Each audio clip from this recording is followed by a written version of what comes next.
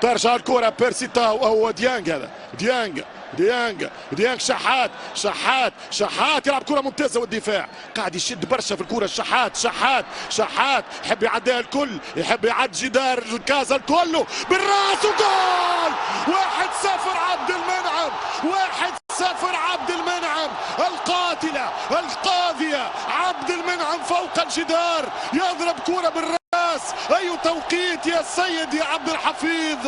الأهلي يتقدم بالجول 1-0 أهلاوي 1-0 للقاهري 1-0 المصراوي 1-0 لأصحاب الدار من كولر السويسري. آخر كرة قلة تركيز يطلع عبد المنعم كأنه بونتا يضرب في دوري راس الحربة عبد المنعم ويتقدم بالفرقة الحمراء 1-0.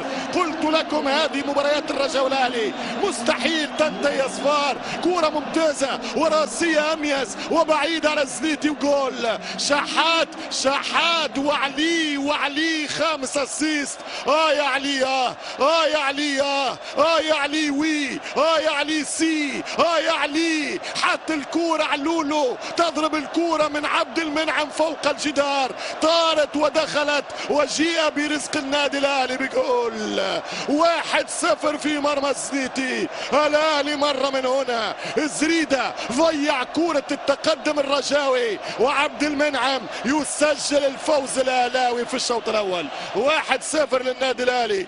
كلها متقارب خاصه المرشحين السوبر يعني الاهلي الوداد الرجاء الترجي قراب برشا لبعضهم. هي جزئيات وتفاصيل خطيرة للثاني والثاني النادي الاهلي عن طريق شريف او فتحي حمدي فتحي يسجل الثاني.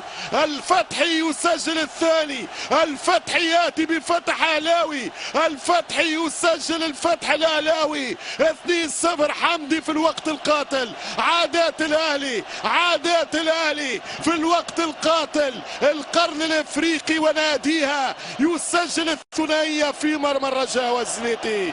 خطأ فادح في دفاعات الفريق الرجاوي يستثمرها ويستغلها. شوف القوة بتاع بيرسي فماش تسلل تكسر التسلل والثاني سليم والثاني من الاهلي الثاني من حمدي فتحي يحسم المعركة ذهابا ب2.